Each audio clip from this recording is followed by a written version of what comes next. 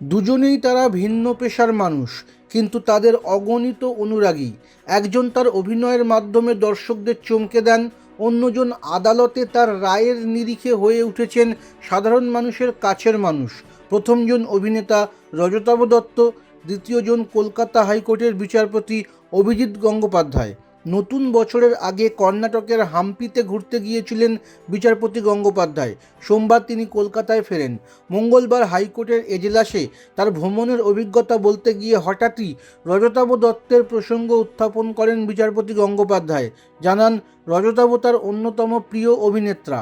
আসলে সোমবার কলকাতা বিমানবন্দরে দুজনের দেখা হয়। রজতাভ সপরিবারে দক্ষিণ ভারত ভ্রমণ সেরে কলকাতা ফেরেন। দুজনের আলাপও রয়েছে। এর আগে উনি আমার নাটক দেখতে এসেছিলেন বলেন রজতাভ, তাই আমাদের মধ্যে যোগাযোগ রয়েছে। দুজনের মধ্যে দক্ষিণ ভারত সফর নিয়েই নানান কথা হয়েছে বলে জানিয়েছেন অভিনেতা।